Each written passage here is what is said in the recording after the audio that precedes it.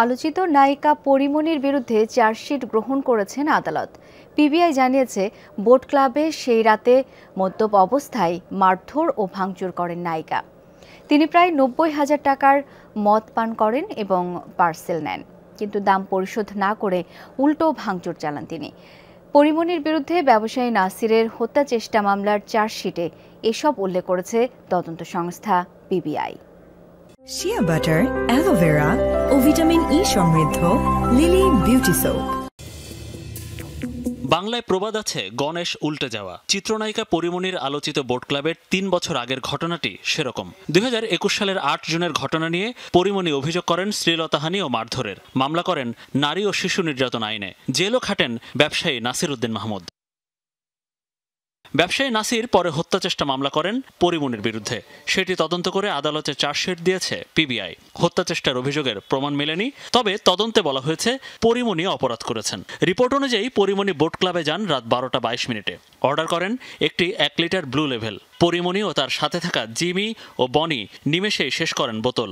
Order করেন আরেকটা blue level. সেটা আংশিক শেষ করে পাশের টেবিলে থাকা ব্যবসায়ী নাসির মাহমুদের সাথে পরিচিত হন নায়িকা। কথা বলতে বলতে নতুন করে ৩ বোতল ব্লু লেভেল ও ২ বোতল ওয়াইন পার্সেল দিতে বলেন পরিমণি। ওয়েটাররা পার্সেল দিতে অপারগতা জানালে বাধে বিপত্তি। চিৎকার চেঁচামেচি করে ভাঙচুর শুরু করেন পরিমণি। পরিমণি আসলে একজন গ্রাহক হিসেবে গিয়ে যেসব বিষয়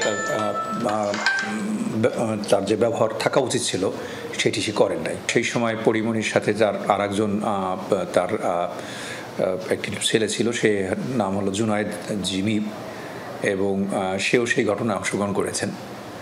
হয় তাকে পোর্ট্রেট করতে অথবা তার পক্ষ হয়ে সেও এই মামলা আসামি হয়েছেন। আমরা মোট ২ জন, এই মামলায় ৩ জন আসামি ছিলেন, কিন্তু আমরা ২ জনের বিরুদ্ধে আমরা তথ্য প্রমাণ পেয়েছি। 2 জনের বিরুদ্ধে তথ্য প্রমাণ পেয়ে আমরা রিপোর্ট দিয়েছি। পিবিআইয়ের তদন্তে এসেছে, ঢাকা বোট ক্লাবে ওই দিন পরিমণি মোট ৮৭,০০০ টাকার বেশি মদ খান ও নিয়ে যান। পরদিন তার এক সহযোগী এসে ওই টাকা পরিশোধ করেন। বোট ক্লাবে পরিমণি যে ভাঙচুর করেন তাতে ক্ষতি হয় অন্তত ২০,০০০ টাকার। ভাঙচুরের সময় তাকে বাধা দিতে যাওয়ায় ব্যবসায়ী নাসিরের দিকে তেড়ে গিয়ে টেবিলে থাকা জিনিসপত্র ছুড়ে মারেন এই নায়িকা। তাতে আহত হন নাসির।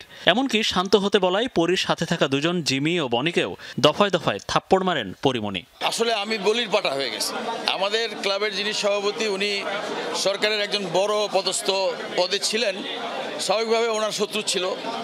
ওনাকে ওই যে কান টানলে মাথা, সেই রকম একটা বিষয় ছিল। মানে আমাকে কিছু করলে ওনার কিছু হবে, বিষয়টা এরকম। আবার উনি ওনার চাকরি বাঁচাতে গিয়ে হয়তো আমাকে উনি সেভ করার কোনো চেষ্টা করেন নাই, বরং উল্টা আমাকে চার্জশিট। আসলে ওখানে কিন্তু আসলে আমার বিরুদ্ধে চার্জশিট হওয়ার কথা না।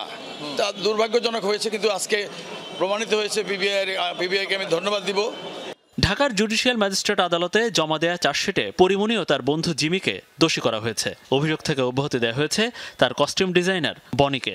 বুধবার চার্জশিট আমলে নিয়ে পরিমণি ও জিমিকে আদালতে হাজির হতে সমন জারি করেছেন চিফ জুডিশিয়াল ম্যাজিস্ট্রেট।